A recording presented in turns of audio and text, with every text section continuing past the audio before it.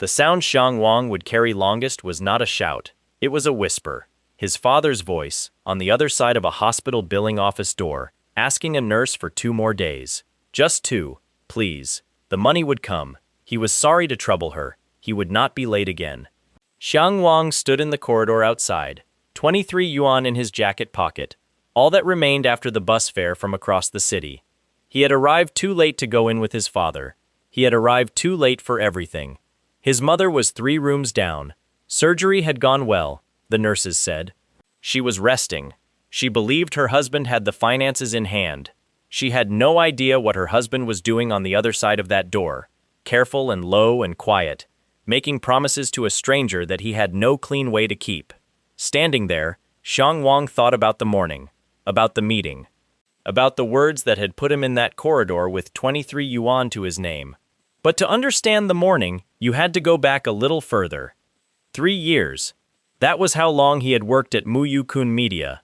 3 years of early starts and late finishes, and fixing other people's crises for 5,000 yuan a month. In a city that charged more than that for a decent room, it left almost nothing, no savings worth naming, no cushion between him and the next emergency, and something was always the next emergency. He managed a team of live streamers who earned in a single broadcast what he earned in a year. He had learned not to look too directly at that particular number. The morning of his mother's surgery, he messaged his manager before 8. Emergency leave, 1 day. His mother had gone under the knife the night before. He needed to be with his father. Director Chen did not reply with a message. He summoned Xiang Wang to the center of the open plan floor. In full view of 15 coworkers, none of whom found a reason to look away fast enough, and told him, calmly and without hesitation, that no leave was being approved. The department had content deadlines.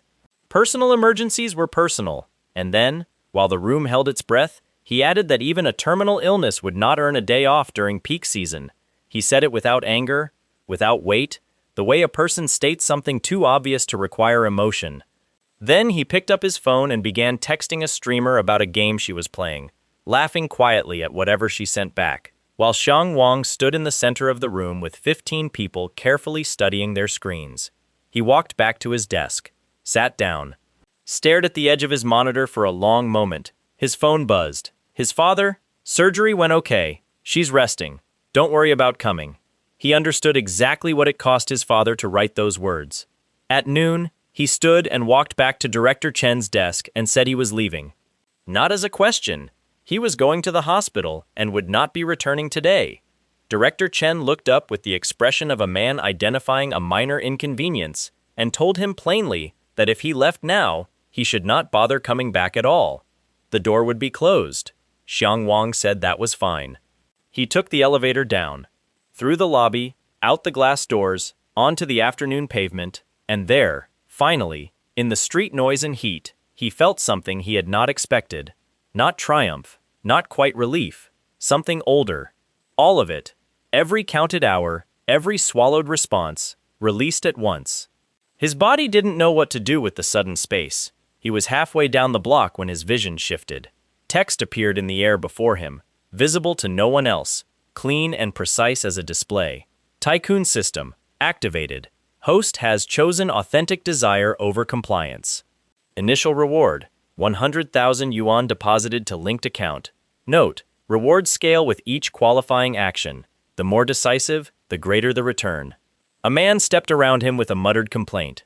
Xiang Wang checked his phone. His balance had not been 100,000 yuan at noon. It was now. He stood on the pavement for a full 30 seconds. Then he put the phone away and kept walking. The hospital was 40 minutes by bus. His mother needed him there. His father was in the waiting area when he arrived, both arms on his knees, eyes on the tiles. He looked up as Xiang Wang came through the entrance and assembled his face into something that was trying to be reassurance. The surgery had gone well. The doctors were pleased. His mother was resting comfortably. He did not mention the bill. Xiang Wang sat beside him and asked about it directly. His father said it was being handled. Xiang Wang asked again. A pause. The bill was significant, his father said, but arrangements were in place. He described this with the measured steadiness of a man narrating a plan that existed only in intention. When his father excused himself to find the bathroom, Xiang Wang crossed to the billing window. He asked for the outstanding balance on his mother's account. The figure on the screen was substantial.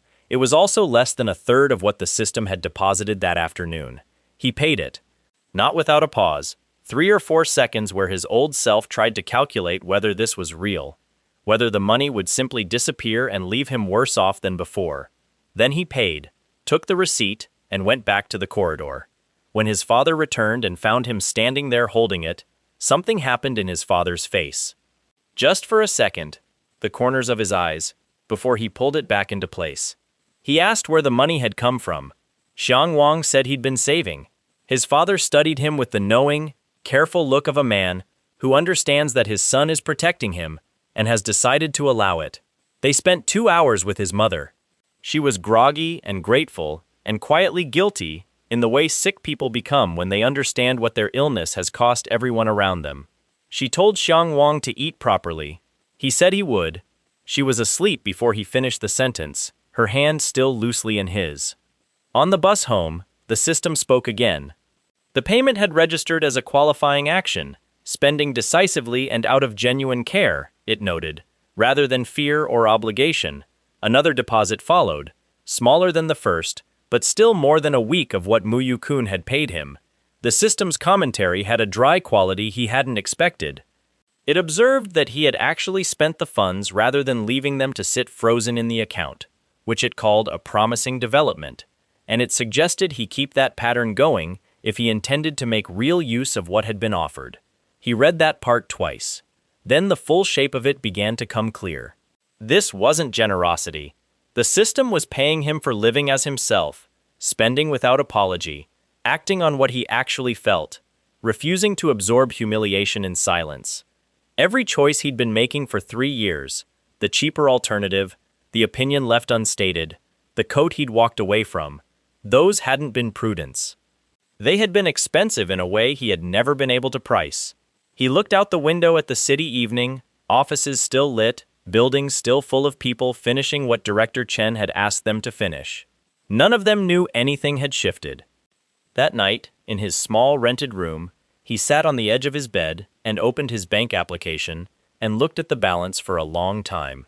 The number on the screen did not match the room around him. The thin mattress, the second-hand desk, the window with the broken latch he'd been meaning to fix for 8 months. The gap between those two things was strange to hold in his mind at once. He made a list, not of things to buy yet, a list of what 3 years of living too small to notice had cost him. The gray wool coat, the running shoes with the left sole pulling away, the leather bag he'd seen on the river road and mentally filed under for different people. Small losses individually, accumulated into a shape, the shape of someone who had decided, somewhere along the way, that he did not qualify. The system, he was beginning to understand, disagreed with that assessment entirely. The next morning he woke at 5:30 out of habit, lay there briefly, then got up. The anxiety that had lived in his chest for years was still present, but quieter, less like a permanent condition, and more like noise from an apartment he no longer lived in. He went out into the early city and decided to understand exactly what this thing could do. First test, a proper taxi. Not the app, not the shared ride. A black exterior cab of the kind that parked outside hotels. The driver's eyes found him in the rear view with a quick, assessing look. Xiang Wang gave the name of a restaurant he had walked past for 2 years without entering because the menu in the window carried no prices. A message he had always understood as not for you. He went in anyway, ate at a table by the window. The food came on warm ceramic plates. Coffee arrived in a small pot with a proper cup. No one asked twice if he was sure about his order. He ate without hurrying, without performing any mental calculation against what he used to earn, and for the full hour he sat there it was simply a meal in a restaurant. The bill came. The system notification came with it. He had earned back more than the meal cost him. He paid and walked out into the late morning. The afternoon continued in the same direction. The gray wool coat was still in the shop near the metro entrance, exactly where he'd left it 6 months ago with his hands in his pockets. He bought it. Proper running shoes, a sole that wouldn't separate. The leather bag from the river road. Each purchase triggered a notification. Each one paid out. The multiplier did not flatten. If anything, it climbed.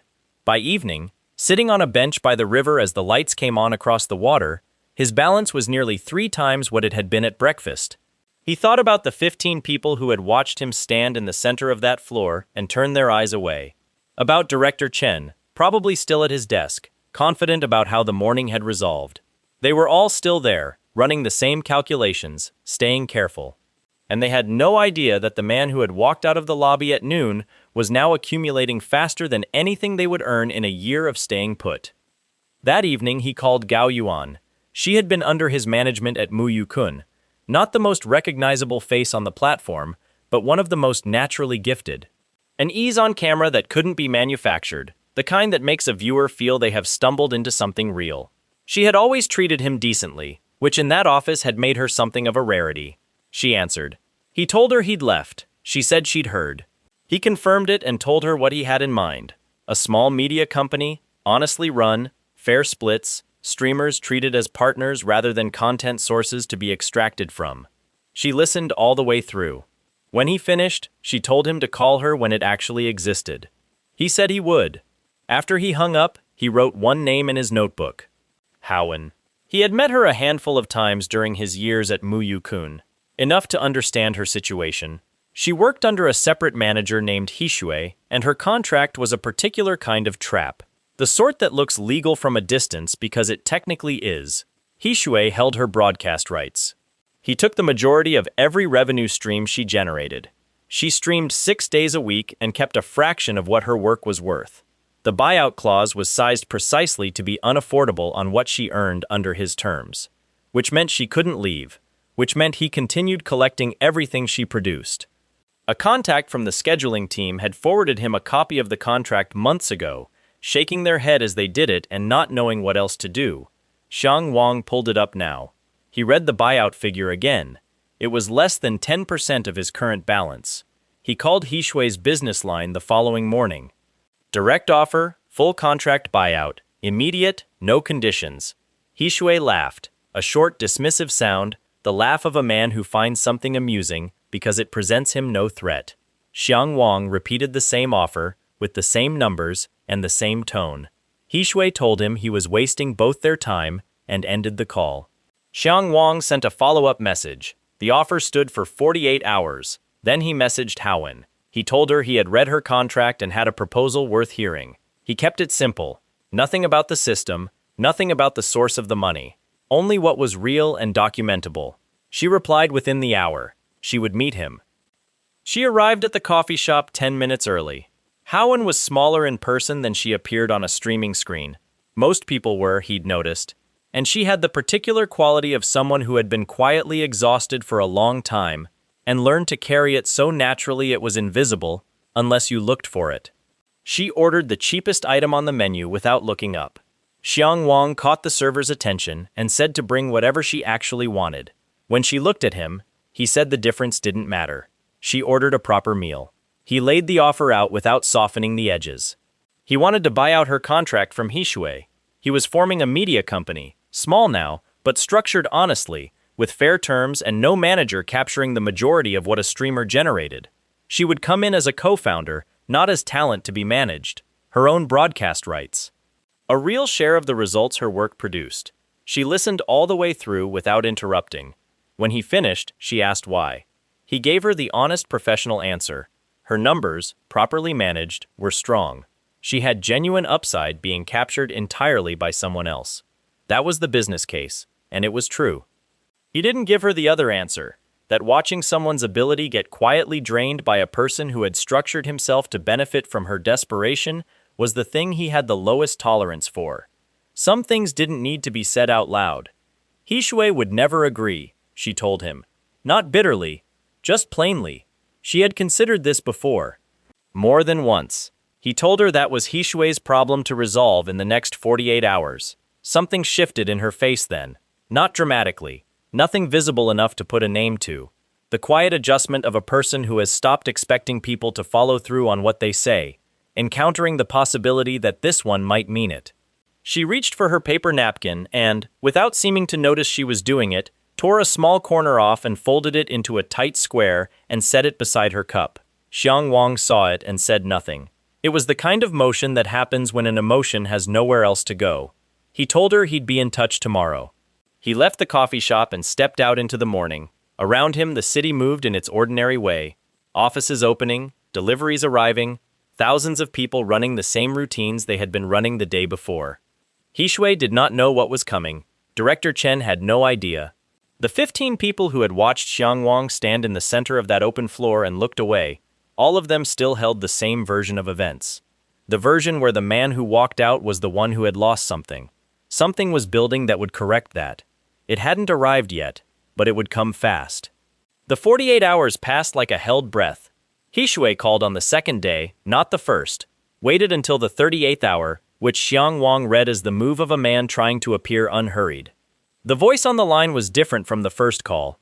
Still controlled, but the laugh was gone. He said the buyout figure Xiang Wang had offered was below market for a contract of this kind. Xiang Wang told him the figure was the figure, and the window closed in 10 hours. A pause. Hishui asked for certain non-solicitation assurances regarding his other talent. Xiang Wang said that wasn't part of the offer. A longer pause. Hishui told him the wire had better clear same day. It cleared in 4 hours. He called Howen immediately after the confirmation came through. She answered on the first ring. He told her the contract had been bought. Just that, nothing elaborate. The silence on her end lasted several seconds. When she spoke, her voice was careful in the way people's voices get when they're keeping something tightly contained. She said she needed to hear that again. He told her again. The contract was gone. She was free of it. He heard her exhale. A long, slow release. The kind that takes a long time to finally make. They formalized everything over the following week. The company was registered as Dajin Media. Small office space, proper paperwork, clean terms laid out in writing. Howen came in as co-founder and head of content. Her streaming rights restored entirely to her. Xiang Wang held the operational side. Deliberately spare structure. No inflated headcount. No borrowed prestige. A real thing, built on real foundations. Gao Yuan stopped by the new office 3 days after registration. She looked around the space. Modest, functional, nothing impressive yet. Then at Xiang Wang, then at Howen. She said she'd give them 6 months, and if the terms held up as written, she'd consider her options. Xiang Wang told her the terms were in writing, and she was welcome to have a lawyer read them. She said she didn't have a lawyer. He told her to get one. Have that lawyer read the contract, and then they'd talk. She liked that answer, he could tell. Howen settled into the work with a focus that surprised him, not in its existence, which he'd expected, but in its shape. 2 years of streaming under a system designed to benefit someone else had not made her cautious. Freed of it, she accelerated. Within the first week under Dajin's banner, her numbers climbed. Not dramatically, not yet, but steadily, the way things climb when a weight has been removed. The system logged several qualifying actions across the week. Fair payment made, genuine talent supported, a contractual injustice reversed. The deposits were smaller than the early ones, but they came consistently, and the total was compounding in a way that was beginning to feel less like a surprise and more like a structure he was starting to understand. Then the system introduced something new. He was in the office early on a Thursday, reviewing Howen's streaming analytics, when a notification appeared, different in character from the standard reward pings. Longer, more detailed, a status update. His stamina, intelligence, and charm scores had each crossed a threshold, and the crossing had unlocked a new feature.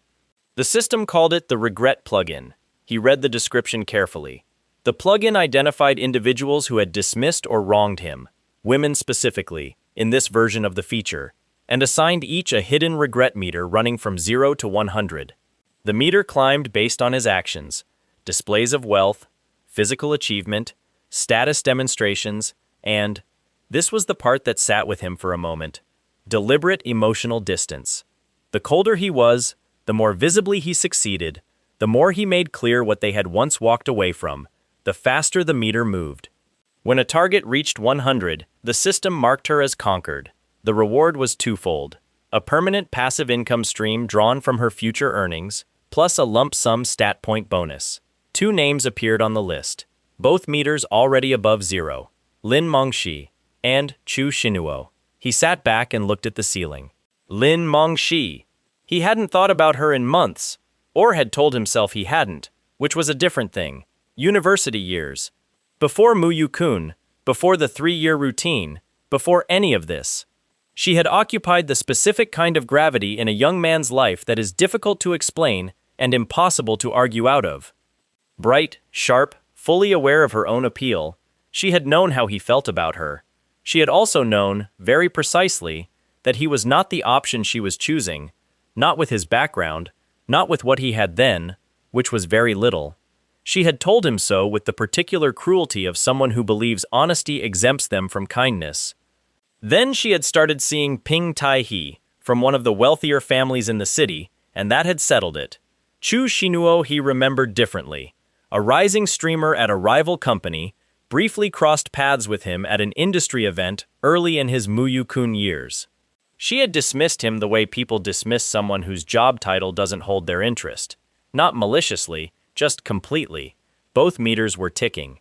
He closed the notification and went back to the analytics. There was work to do. The regret mechanic would run in the background. That appeared to be its design. His task, for now, was to build something large enough to regret. 4 days later, his mother called. She had moved to a recovery room following discharge from the surgical ward. Standard procedure, good progress, another week before she could go home. His father visited every afternoon. Things were, relative to 2 weeks ago, relatively calm. She called at 9:30 in the morning. Her voice was controlled, which meant something was wrong. The hospital had asked them to vacate the recovery room, she told him. The bed was needed for a patient with a more urgent situation. She would be transferred to a shared ward. His father was with the floor manager now. She told Xiang Wang not to worry. She just wanted him to know. She said it the way she always said difficult things, matter-of-factly, as if it were simply a piece of information rather than something that frightened her. He was in his car before she finished the sentence. His father was in the corridor outside the floor manager's office when he arrived, standing very still with his arms at his sides in the posture of a man who is trying not to say something he cannot unsay. The floor manager had been clear, his father told him. Priority admission, hospital policy. They had until that afternoon to arrange the transfer. Xiang Wang asked his father to wait. He went in alone and closed the door. The floor manager was a small, careful man with the particular manner of someone who has delivered unwelcome news so often it has become a bureaucratic reflex. He walked through the situation again in the same measured language. Priority admission, standard reallocation. He was sorry for the inconvenience. Xiang Wang asked him to be specific about what priority admission meant in this context. A standard reallocation decision, the manager said again. Xiang Wang asked again. A pause. The manager mentioned that a private patient had reserved the room in advance, a premium service offered by the hospital, and that the reservation had come in while his mother was already occupying the space, which created an administrative overlap they were working to resolve. He understood precisely what this was. A bed had been sold to a private paying patient. His mother, whose bill had been cleared in full, was being moved out to make room for a more lucrative admission. A physician had approved it. Somewhere in that approval chain, money had changed hands outside the paperwork. He had walked in angry. Sitting across from this man now, he became very calm. He told the manager he needed 3 minutes to make a phone call, and asked him to hold on the transfer decision until he returned. The manager began to say that wasn't possible. Xiang Wang said that was fine, and that it might be worth waiting 3 minutes before making anything final. He went into the corridor and called a contact from Dajin's legal setup work, a man with ties to the hospital's licensing board, and asked one question. What were the exact provincial regulations governing bed reallocation of post-surgical recovery patients, and what documented justification was legally required for displacement within 72 hours of a procedure? The answer was detailed and specific. He went back in. What followed was not dramatic in the way confrontations in stories tend to be. It was quiet. He walked the floor manager through what he had just learned, point by point, with the steadiness of someone who has moved past being upset and started being precise. He asked which physician had authorized the reallocation. The manager gave a name. He wrote it down. He asked whether that authorization was documented in his mother's care file. A longer pause. He told the manager he would be speaking with that physician directly, and that before doing so, it might be useful to understand whether the private patient's reservation had involved any interaction with the physician outside standard hospital channels. The manager's expression shifted. A small tightening around the eyes, the look of a man reassessing a situation he thought he had controlled.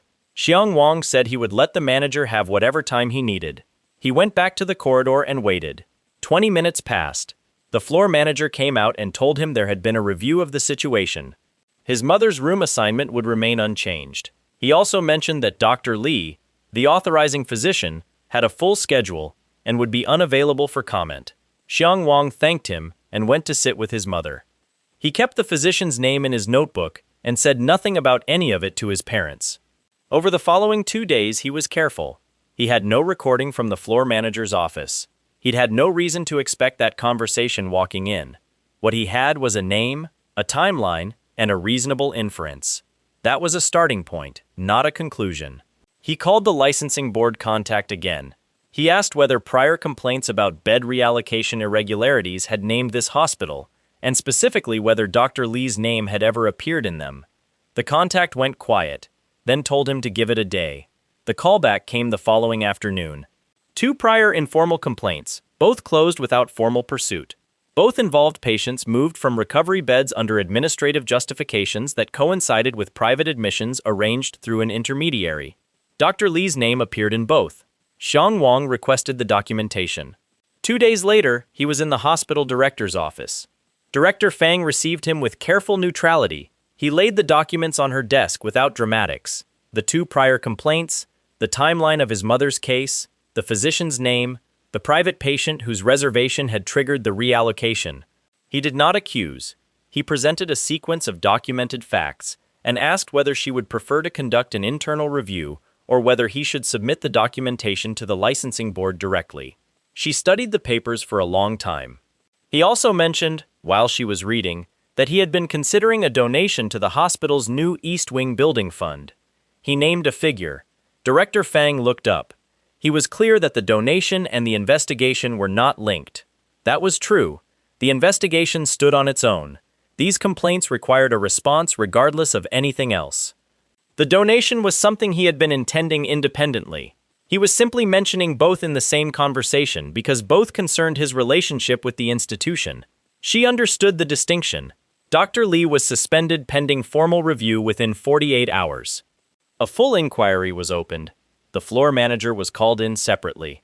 When the hospital's legal department contacted Xiang Wang to ask whether he intended further action, he told them he was satisfied with the investigation process and that the donation paperwork would follow by end of week. He transferred the funds without telling his parents. His mother was discharged 8 days later, on the original schedule, exactly as her doctors had projected. His father drove her home slowly and carefully, as if she were made of something fragile. She walked into their apartment, looked at the thin walls and the old furniture and the window that let in a draft, and told Xiang Wang she was glad to be back. He stood in the doorway and looked at the apartment, looked at how small it was, how long they had lived in it, how long they would go on living in it if nothing changed.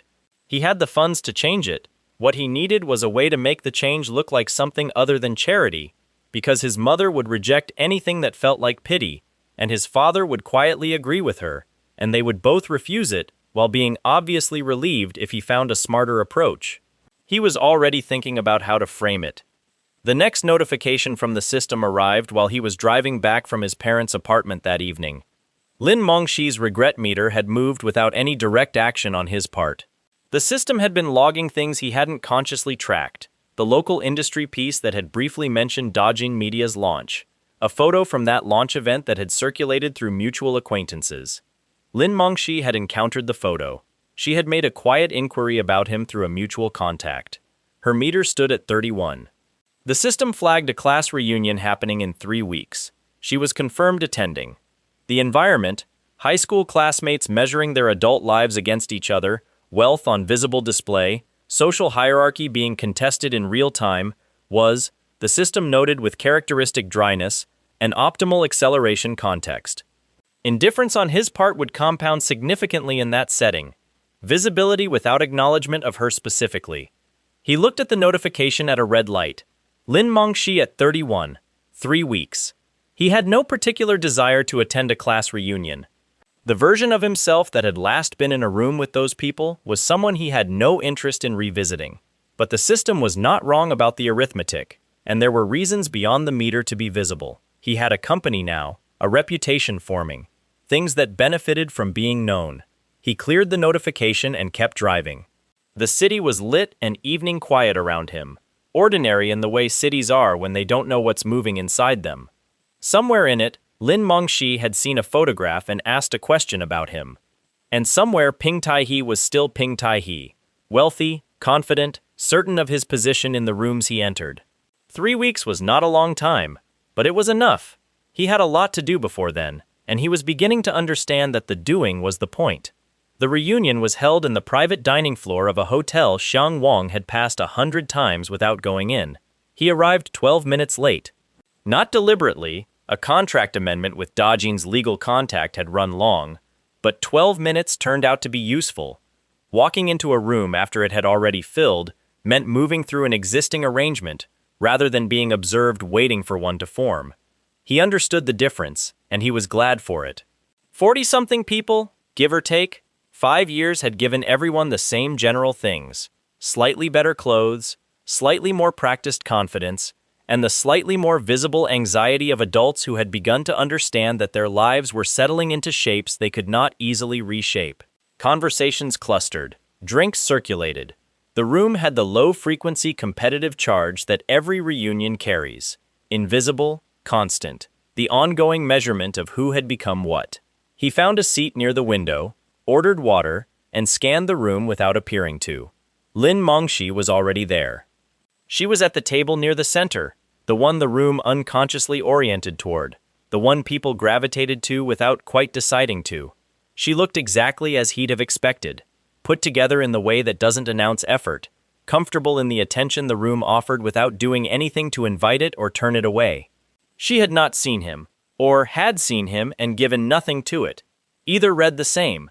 Beside her, Ping Tai-hee. Photographs had not captured the specific quality of how this man occupied a room. He was tall, dressed in labels he didn't feel the need to identify out loud, and he moved with the ease of someone who had never once entered a space that made him unwelcome. One arm rested along the back of Lin Mengshi's chair. He was talking to 2 men across the table, with the relaxed authority of a person accustomed to being listened to, while listening to nothing in return. By every visible measure in this room, he was the dominant presence. Xiang Wang sipped his water and felt nothing particular about that. The dinner progressed as reunions do. The meal was good, the kitchen earned its reputation, and the conversation between courses did what reunion conversation always does: carefully framed updates, achievements stated as footnotes to larger points, questions about others that were really positions staked about oneself. Someone near Xiang Wang asked what he was doing now. He said he had recently started a media company. Small, new. The person nodded with the polite indifference that places something in the harmless category, and moved on. Across the table, someone mentioned a directorship. Another mentioned a family business acquisition. The hierarchy was assembling itself table by table. From the center of the room, Ping Tai-hee mentioned a property development his family had recently entered. The number he named, said as a footnote, almost as context, was designed to recalibrate the room's sense of scale. It worked. The volume dipped for a second, then came back up. Xiang Wang filed it away. He recognized the technique. He had watched Director Chen use a version of it for years. State the large number quietly, let it detonate on its own. The difference was that Director Chen had been inflating. Ping Tai-hee almost certainly was not. At this moment, he was genuinely the wealthiest person in the room. That was still true, for now. The organizing committee had arranged a charity auction for the second half of the evening. 3 items: a resort weekend, a private restaurant dinner, a signed photograph from a regional athlete nobody particularly cared about, with proceeds going to a school scholarship fund. The items were beside the point. The bidding was the point. The first item closed at 12,000, the second at 22. Then the third came up, a set of sports season tickets, something several people in the room actually wanted. It opened at 10,000. Ping Tai-hee called his bid from his seat without raising his hand. He didn't need to signal effort. His tone was that of a man finishing a sentence rather than starting a competition. Nobody else moved. Xiang Wang said 50,000. The room went quiet in a way that was different from the natural quiet between bids. 40-something people recalibrated at once. Ping Tai-hee looked across at him, not for the first time that evening, but for the first time with attention. A measuring look. The kind that moves someone from the irrelevant column into the notable one in a single second. He bid 70,000. Xiang Wang called 100. A murmur ran through the room. The organizing committee had the expressions of people whose evening had gone somewhere unscheduled. Ping Tai-hee's face did not change. He bid 150. Xiang Wang bid 200, and said it the same way he'd said the others. No performance, no apparent effort. The voice of someone stating a figure he had already resolved on. Ping Tai-hee went to 250. Xiang Wang bid 500,000. The murmur became a silence. There is a difference between a murmur and a silence beyond volume.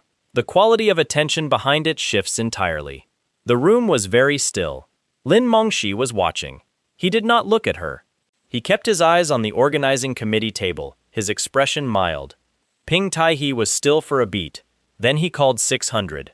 Xiang Wang said 1 million. Quietly. The organizing committee member holding the paddle lost his place for a moment and needed a prompt to call the number. 3 full seconds passed. Ping Tai-hee did not bid again. The lot was called sold. Xiang Wang paid by transfer at the table. He told the organizing committee the tickets themselves could go to someone who would attend. The donation was theirs to use however served the fund best. He said it without theater, in the tone of a man resolving a small administrative question before moving on.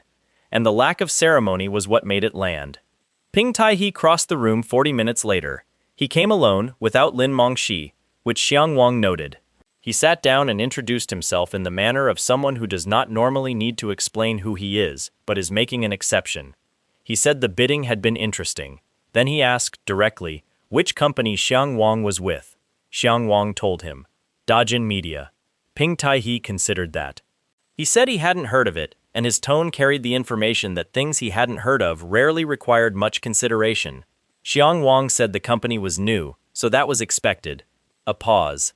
Ping Tai-hee observed that 1 million yuan for sports tickets was a notable outlay for a new company. He said it as an observation, but they both understood what it was. Xiang Wang told him it was a donation. The distinction mattered. Ping Tai-hee sat with that for a moment. Then he nodded, said the evening had been interesting, and went back to his table. Lin Mengshi came to him near the end of the night. Coats were being collected. The event was winding down. She approached without the careful architecture she had maintained all evening. Something more direct in it. Something she perhaps hadn't fully decided to show. She said it had been a long time. He agreed. She asked about the company, and the curiosity in it was genuine, which surprised him slightly. He told her briefly, media, live streaming, early stage. She said she remembered him being in that industry. He said it was the same field with different circumstances. She mentioned the donation. She said it was generous. He thanked her. He was present and warm enough to sustain the conversation, and no more than that, offering nothing specific to close around, nothing to hold.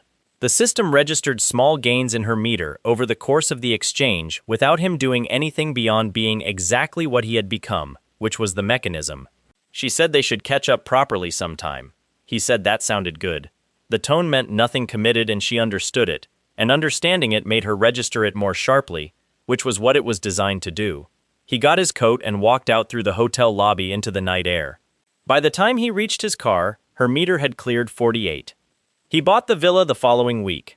The decision had been forming for some time, not impulsively but accumulating, the way decisions do when a person has been prevented from making them for long enough. The property was on the north side of the city, 310 million yuan, behind a stone wall with mature trees running the length of the drive. He had seen it in a listing and made an appointment. The agency sent a junior agent named Luo Bin. Luo Bin was already in the reception when Xiang Wang arrived and had already made an assessment, based on the car, the jacket, the age, none of which said 300 million to him. The assessment didn't surface openly but settled into his posture, the careful over-helpfulness of someone who has concluded this won't go anywhere but is willing to run the process. He showed Xiang Wang the brochure. He explained, with the patience of someone managing expectations, that properties in this portfolio typically involved a pre-qualification conversation before site visits were arranged. He did not use the word afford. He was careful about that. Xiang Wang told him the budget was 310 million. Not a range. The number. Luo Bin's non-reaction was its own reaction, the studied neutrality of someone recalibrating without wanting to show the work. He said he would arrange the site visit for Thursday, and asked whether morning or afternoon suited better. Xiang Wang said morning. The property exceeded photographs in the way that matters most, the quality of the air inside it, which no image can carry. The drive ran between the trees for 50 meters before the house came into view. Low, wide, clean-lined, with a courtyard garden on the eastern side that caught the morning light and held it. He walked through the rooms with Luo Bin trailing at a careful distance, saying very little. The senior agent arrived halfway through the viewing. Director Ma had clearly been called en route. Luo Bin, reassessing the situation at the car, had made the call. She offered her hand and introduced herself with the title, and began describing the property's features with the practiced fluency of someone who had sold expensive things to expensive people for 2 decades. The courtyard stone was sourced specifically. The interior architect had won awards. The eastern drainage had been relaid 3 years ago. All of it was accurate. None of it changed his opinion, which had settled in the first 30 seconds of the walk-in. When she finished, he asked about the timeline for transfer documentation.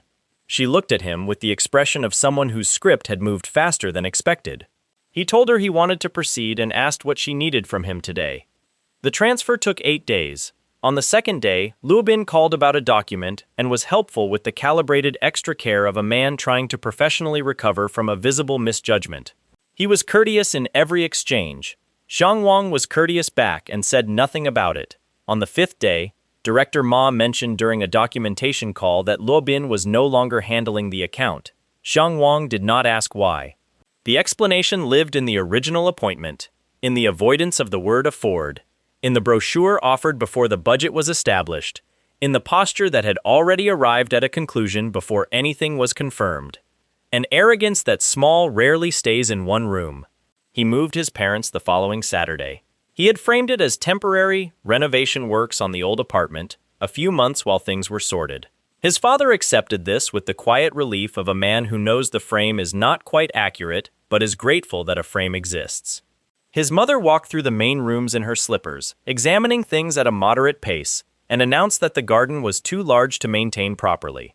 She said this 3 times before settling into the kitchen and asking whether the gas connection was working. Xiang Wang told her the gas was sorted. She asked if he'd eaten. He said he had. She said he looked like he hadn't, and began making tea she claimed was only for herself.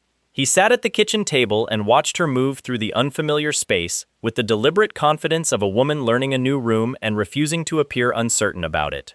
Outside, the garden was catching the afternoon light between the trees. The stone wall ran along the far edge. Everything was quiet. The distance between where he had been 2 weeks ago and where he was sitting now was not something he could measure directly. He didn't try. The system notified him while he was sitting there. Not a reward calculation, a status update. Dajin Media's numbers were moving. He had not been focused on the company in the past 10 days, occupied as he was with the property transfer and his parents' move. But the content Howen had pushed in that window had performed. She had streamed 5 times since the company's official launch, and the numbers for each broadcast had climbed higher than the last. Not viral, not yet, but the trajectory was unambiguous. The comment sections were filling with the specific energy of an audience that has found something it wants to keep. More directly, Muyu-kun had noticed. A contact at the agency had forwarded him a screenshot, internal, informal, of a discussion among Muyu-kun's content leadership about the new company. The tone was dismissive in the way that covers concern. They called Dajin a boutique operation, which was accurate, and implied it would plateau quickly, which was not an analysis but a hope. He Shui's name appeared in the thread. His position within Muyu-kun, according to the contact, had been deteriorating since Howen's departure.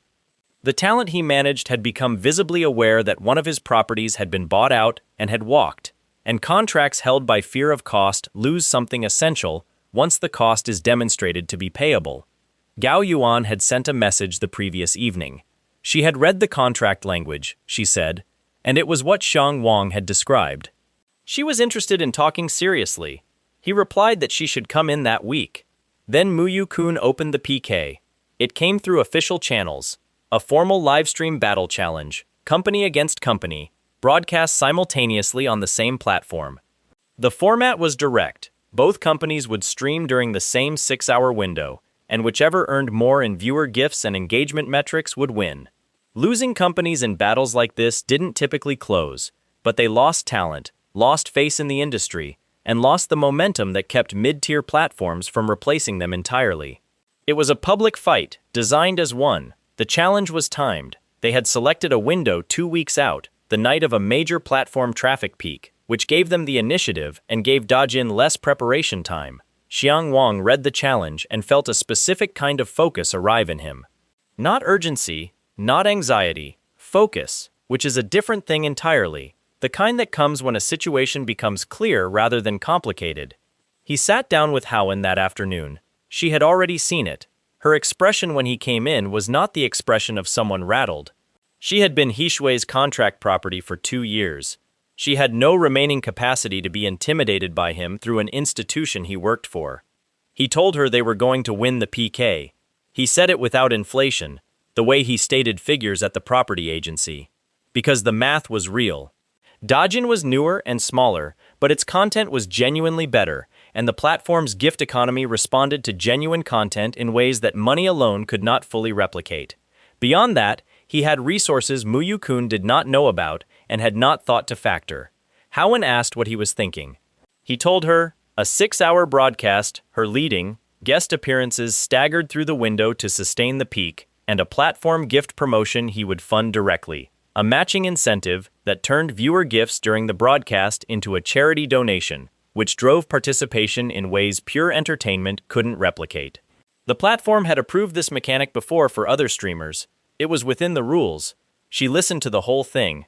When he finished, she pulled the corner of her sleeve down over her wrist in the small gesture he had come to recognize as the one she made when something had landed, and she didn't want to say how much. She told him she would need 4 days to prepare the content properly. He said she had them. 2 days before the PK, Lin Mengxi's meter crossed 60. She had reached out through the mutual contact again. A second message. This one not a general inquiry but a specific one. She had asked whether he was attending any of the upcoming industry events she knew he was connected to through Dajin.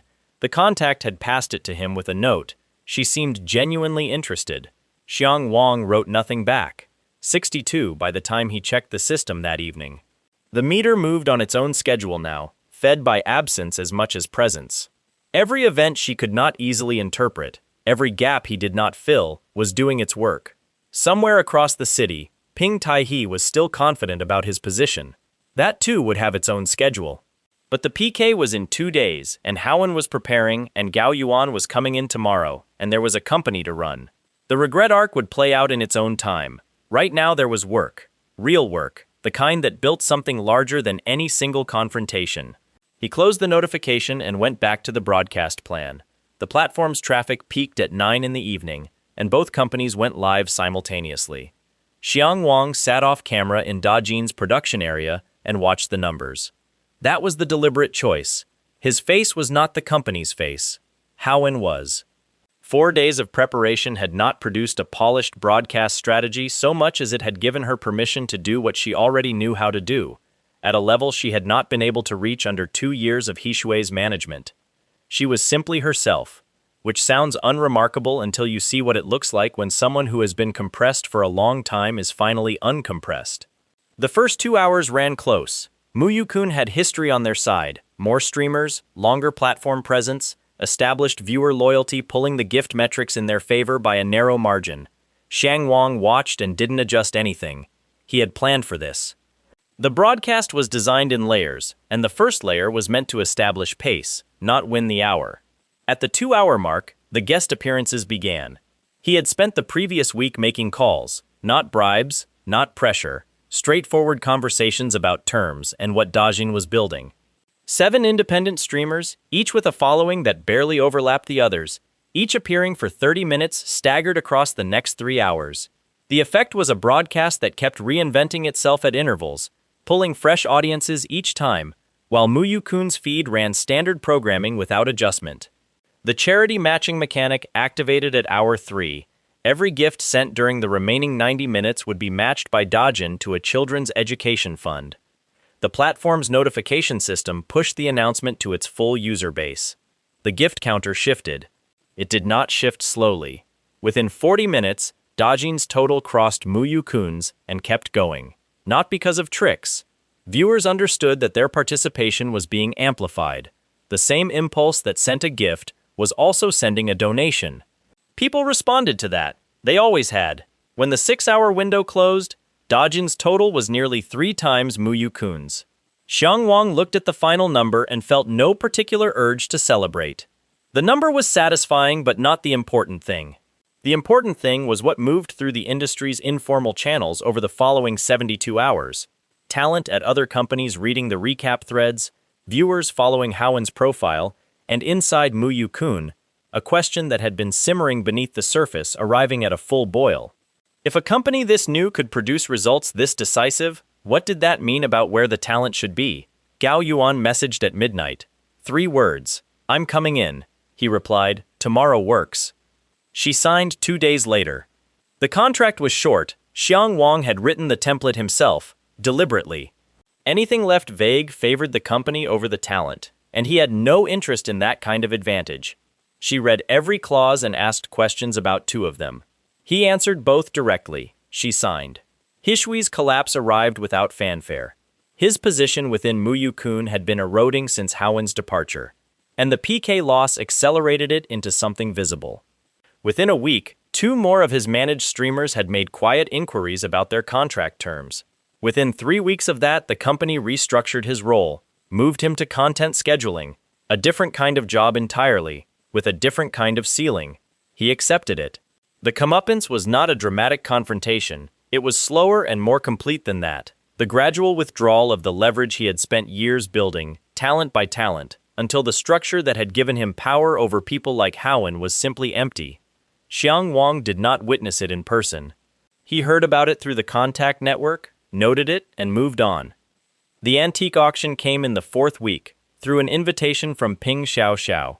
Ping Taihe's sister had reached out after the reunion, the polish of someone with genuine business instincts doing something she was also personally curious about. She held a stake in the auction house and thought the event might interest him. She was not wrong. He noticed Zhang Li in the 3rd row before the first lot opened. The name had surfaced in a passing industry conversation a month earlier. A wealthy collector with a reputation for acquiring things through channels not always examined closely. National antiques, mostly. Items moved between private hands in ways that bypassed official records. He wore the reputation lightly, as people do when they have never been formally charged with anything. The evening's significant item was a bronze ceremonial vessel from the Han period. The expert assessing it, an older woman named Lu Ti, whose reputation in this field predated most of the room's careers, noted 3 inconsistencies in the export documentation. She stated them as matters of professional record, without accusation. Zhang Li objected with the controlled ease of someone who has applied social pressure to inconvenient scrutiny before and found it effective. Lu Ti did not adjust her assessment. He bid on the item anyway. Aggressively, absorbing each competing bid as if the outcome were administrative. Xiang Wang waited until the field narrowed to the 2 of them, then bid 40 million above Zhang Li's ceiling. The room went quiet in its particular way. Zhang Li studied him across the rows. Not anger, but the specific calculation of a man establishing what he is dealing with. He bid again. Xiang Wang went above it. Zhang Li held for a long moment, then bid once more. Xiang Wang ended it with a number that closed the mathematics entirely. He won the lot, then stood, which is not done at auctions of this kind, and told the room the item would be donated to the National Museum that week, through the house's own transfer documentation, with Lu Ti's assessment included in the provenance record. He sat back down without ceremony. Lu Ti gave a small nod from near the front, the most formal acknowledgement the room would offer, and the most meaningful. Zhang Li was escorted from the premises 40 minutes later. The grounds were the documentation irregularities, which, once on formal record, made his presence a liability the house's legal team was not prepared to absorb. He left without visible drama. He left nonetheless. Ping Xiaoxiao found Xiang Wang at the reception afterward. She said the donation had been unexpected. He said it had seemed correct. She studied him for a moment with an assessment that wasn't purely professional in character, and he noted that without drawing attention to it. She said she would be in touch about a business matter. He said he looked forward to it. The assassin arrived on a Tuesday. He came home to find his apartment door unlocked, not forced, unlocked, which was more precise and more troubling than any kind of damage. Inside, in the chair by the window with the stillness of someone trained to wait without fidgeting, sat a young woman he had never seen. She held a folder. On the table beside her was a recording device. She introduced herself as Manhwa and explained that she represented a client with an interest in documentation he had provided to the museum's provenance team. Her client believed that documentation intersected with certain private business arrangements. She was here to have a conversation about his intentions. She left the threat implicit. Professionals tended to. Xiang Wang sat down across from her, asked if she wanted tea. She said no, and spent the next 10 minutes asking questions rather than answering them. How had she been briefed on the documentation? Who was the client's legal intermediary? Each answer gave him a piece of the contact network, and by the time she registered what he was doing, he had enough. He excused himself for 2 minutes, went to his bedroom, and made a phone call. When he came back, he told her she had misunderstood the power arrangement in the room. He laid out, briefly and without drama, what the call had confirmed. Her client was currently subject to 3 procurement investigations opened following the auction, and her presence in his apartment, her access through his door, and her client's name were now on record with a contact inside the investigative process. Whatever she had come to accomplish had arrived 4 days too late. She sat very still and listened. He could see the recalculation happening, the geometry of the situation being rebuilt under a different set of constraints. He told her there were 2 options. She could leave, and he would forward documentation of this visit to the same contact. Or she could stay, and they would have a different conversation about what she knew of the procurement network and whether it held value for the people building the case. The second option came with one condition: she would work for him directly, on terms he would outline, for a period that would establish the nature of the arrangement. She looked at him for a long time. She asked what made him so certain about how the arrangement would ultimately feel to her. He said it was more of a working hypothesis. The corner of her mouth moved, not a smile. Something 1 degree below it, the acknowledgement that lives in people trained out of showing anything more direct. She said she would consider it. He told her she had until morning and asked about the tea again. She accepted the tea. Lu Shui came loudly, with a public live-stream challenge that named Dajin directly and brought an audience to watch the response. She was a top-tier streamer, talented and competitive, and fully aware of both things, and the challenge was a test as much as a spectacle. She wanted to know whether Dajin's first PK win had been circumstance or substance. The battle ran. Dajin won. Not by the margin of the first time. Lu Shui pushed the result closer than Mu Yukun had managed, because she was genuinely good, but the outcome was clear. What followed was not what she had planned for. A man named Liang Chao had been watching her career from a position she hadn't fully mapped. He had resources she couldn't account for, and an interest in her situation that went beyond competitive business. The first sign was a contract offer that arrived through an intermediary with terms no legitimate company extended. Too high, too fast, conditions buried in the language designed to be difficult to exit. She declined. The situation escalated.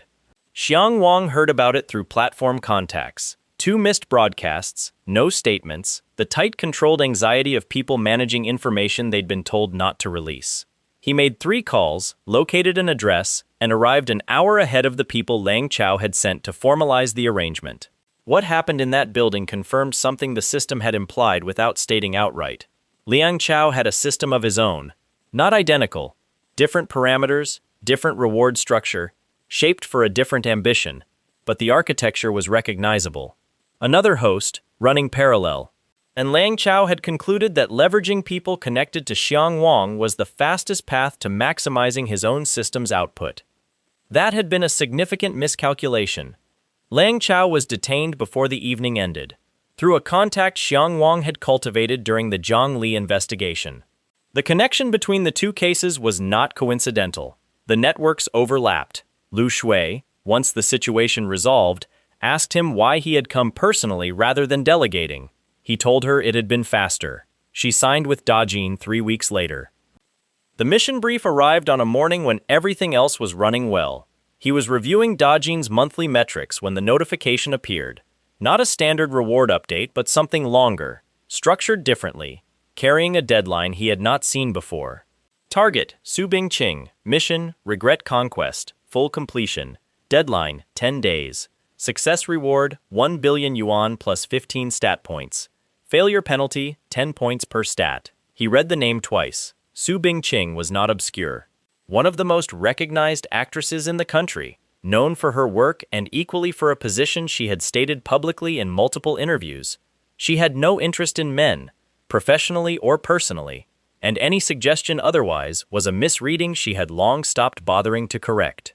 She was not a target in the way the others had been targets. She was a wall with no visible entry point. She was also the system's additional note flagged, currently missing. Not officially, no public announcement, no confirmed disappearance. But her management had canceled 3 scheduled appearances with explanations that didn't survive basic examination, and contacts who worked adjacent to her agency described her team as operating with the tight-wound anxiety of people sitting on information they'd been told not to share. Alongside her name, location unconfirmed. Southeast Asia probable. He spent 2 days confirming it through platform contacts and 1 investigative connection. On the 3rd day, he booked a flight. He entered the region under a cover that would not survive serious scrutiny but didn't need to. He needed it to hold long enough to get close. He presented as a buyer for a mid-tier import company and walked into the gemstone market on the border that his contacts had identified as adjacent to the criminal infrastructure. The market ran in 2 layers, the stall prices and the backroom prices, bearing no relationship to each other. He watched 3 transactions in the first hour built entirely on information asymmetry, buyers paying for things the sellers knew were misrepresented. He identified 4 separate instances, documented 2 of them, and allowed both to reach the point of exchange before producing the documentation and explaining the gap between what had been sold and what was being paid for. The sellers found the exits. The market supervisor thanked him. A conversation opened. He used it to ask about a film production operation 3 kilometers east of the market boundary. The supervisor's expression adjusted. Not fear, but the careful neutrality of a man weighing how much to say to someone he doesn't yet fully know. He said enough. On the 7th day, Tatsun found him. She was young, poised, and skilled at the specific performance she was running. The accidental encounter. The particular warmth of someone whose interest seemed to arrive without a motive. She worked for the production company. She had heard he was a buyer with serious funds. She thought there might be mutual interests worth discussing, and asked if he was free that evening. He said yes. He understood what this was before she finished the sentence. The system had flagged her name with a quiet notation, associated with target location. He went anyway, with his last confirmed location sent to a contact at home. He let Tatsun guide the conversation, let her read him as a man whose money made him confident and whose confidence made him careless. He ate the meal she ordered and drank the tea she poured, and when the room began to tilt gently at its edges, he set the cup down and noted the dosage had taken approximately 40 minutes, which suggested calibration for a larger frame. He let the tilt take him. When he opened his eyes, he was in a moving vehicle. Through a gap in the cover over the rear window, dense tree line ran on both sides in the dark, and there were no other lights anywhere. His wrists were bound. His phone was gone. His jacket had been searched and replaced on him with the efficiency of people who did this routinely. He was inside. The compound received him as compounds receive people who have been brought rather than admitted. 2 men he didn't know, a corridor, a room with a metal door, thin mattress, a bucket. The men said nothing. The door closed with the sound of a bolt being seated. He lay on the mattress and looked at the ceiling and began, very calmly, thinking through the next 3 days. 3 days remained on the mission window. Somewhere in this compound, Su Bingqing was in a room of her own. He knew because, passing through the corridor 2 minutes before the door shut, he had heard a voice through a wall, sharp and contemptuous, aimed at whoever had just delivered something to her cell. The voice of someone who had not adjusted her personality 1 degree to suit the circumstances of captivity. The meal, apparently, had not met her expectations. He almost smiled.